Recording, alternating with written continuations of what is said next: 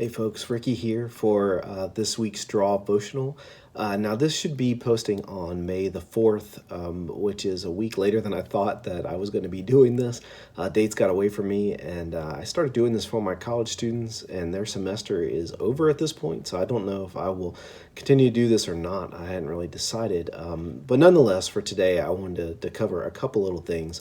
And the first thing was to think about the fact that my wife tells me that I am not very observant. I don't know if you have those kind of problems yourself, but I have that issue of where I can drive by the same thing like every day, and then 2 years later notice it's there. Like I'll come home and tell my wife, "Hey, did you see this new restaurant?" And she'll say, "Oh, that's been there for 2 years."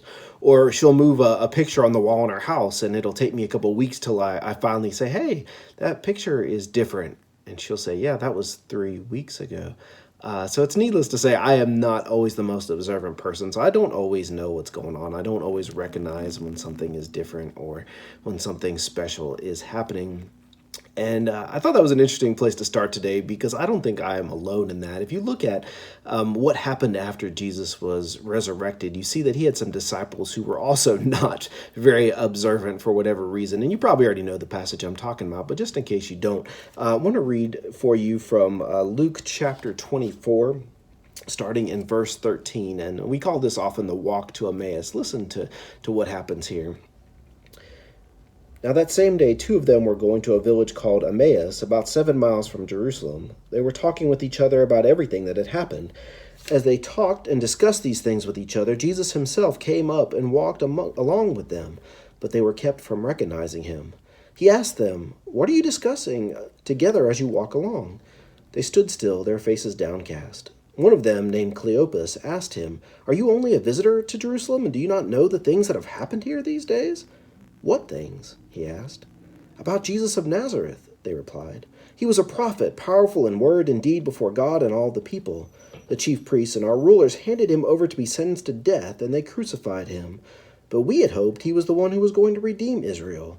And what is more, it is the third day since all this took place. In addition, some of our women amazed us. They went to the tomb early this morning, but didn't find his body. They came and told us that they had seen a vision of angels who said he was alive.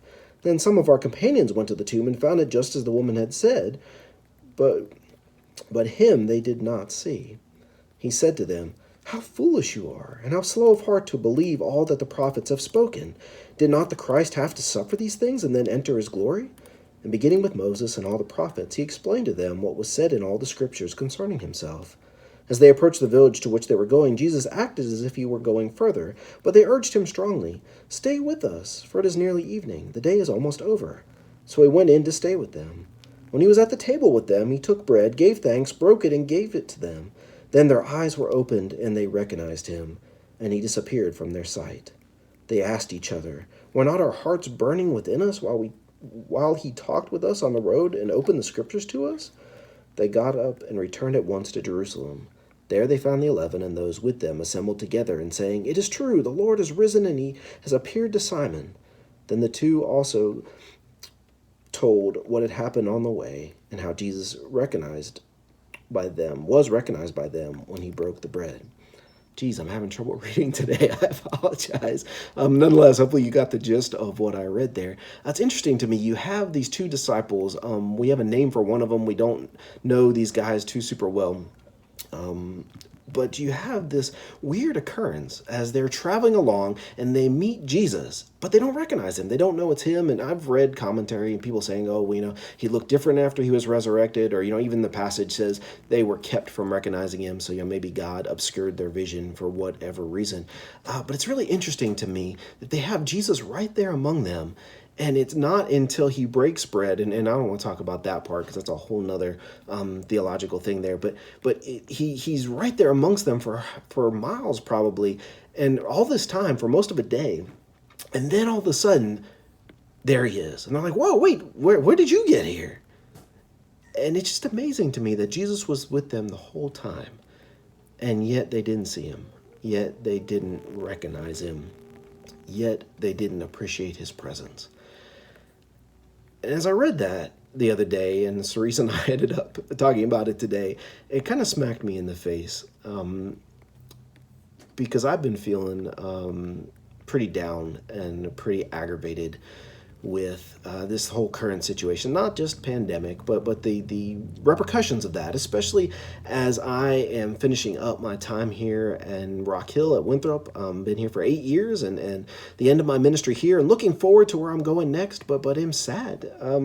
Was going to be sad anyway because I'm leaving, but beyond that, I'm sad because the school year got cut short. Didn't get to say goodbye to my students, don't get to say really goodbye to my board members or anybody that I worked with these past 8 years in ministry. I mean, yeah, of course, there's phone calls and emails and all that kind of business, even Zoom calls if we want to do that.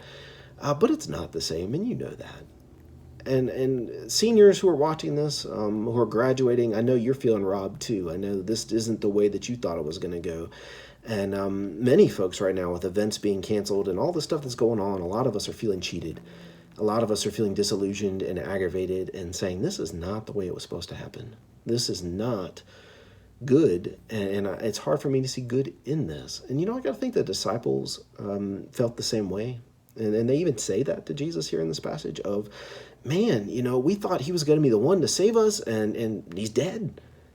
And this just didn't happen the way that we thought it was going to. And that was one of the sticking points between Jesus and his disciples, is that they just didn't get it. A lot of times when he said, no, I'm going to die, that's the way it's supposed to go. And Peter even says, no, man, that's not what's going to happen. And you know how all that worked out. But it occurred to me as I've been feeling that way and looked at this passage, that Jesus was there all along with his disciples, that there was good among them in their midst, and they didn't see it because they were so caught up in focusing on what hadn't gone the way they thought. And that convicted me because it occurred to me, Jesus is probably here in the midst of this pandemic. I know he is, but he's probably here in the midst of my life, in the midst of this difficult transition, in the midst of me feeling cheated and sorry for myself. I know he's there. And the question is, have I appreciated that? Have I looked for him?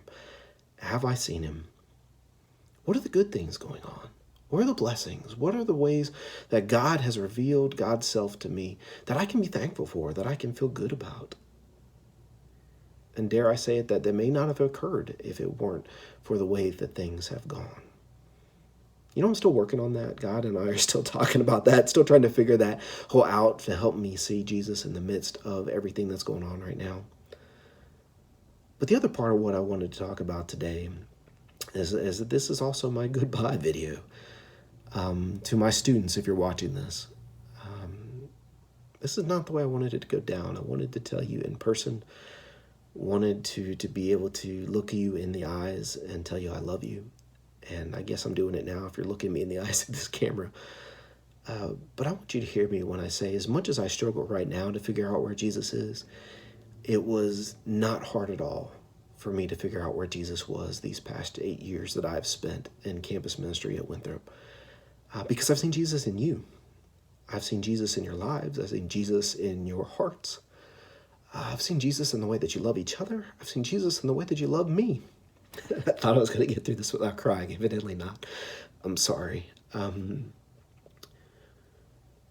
I've been blessed to serve a lot of different places and a lot of different ministries that are good, and met a lot of good people, and also met a lot of people that I wish I hadn't met, just to be straight honest with you. There were times, especially when I first came to Winthrop, there were times when I wasn't sure that I ever wanted to be part of a church again. There were times when I wasn't sure that the church had anything left to offer the world. There were times when I struggled to see Jesus in churches and congregations and church buildings. And I think that's why God gave me some time in campus ministry, because amongst you, college students, I was able to see Jesus in the middle of the church again, to see that there is so much good and so much love and so much that God has to show me and has to show the world through you. And so thank you for that. Thank you for working with me as I bumbled through 8 years of not having any clue of what I was doing. Thank you for going on trips with me and retreats and Bible studies and special events, and all of the things that we did together were a blessing to me. and again were a way that I am now able to look at and was able to see at the minute, in the midst of it, that Jesus was there, and that Jesus has blessed me, that God has blessed me in immeasurable ways. And if you were part of Wesley in that time that I was there, then please know that God blessed me through you, that God used you in a way that is powerful to me and has forever changed the way that I look at ministry and look at the church and my place within it. And so as I go back to serving at church, as I'm looking forward to being at Water's Edge with those folks, if you're watching this, I hope you know I'm excited to see you soon. But my college students, I need you to know that any way that I am going to bless anybody in future ministry, it's because of you and because of how God used you to keep me going and to give me hope and to show me how much Jesus can show up in the midst of a group of young people that really love him and want to serve him. Go do good things. Go bless this world as you blessed me. And even if you're discouraged right now, even if you are bummed because things are not going the way you thought, I hope that you will look for Jesus there with you because he is with you.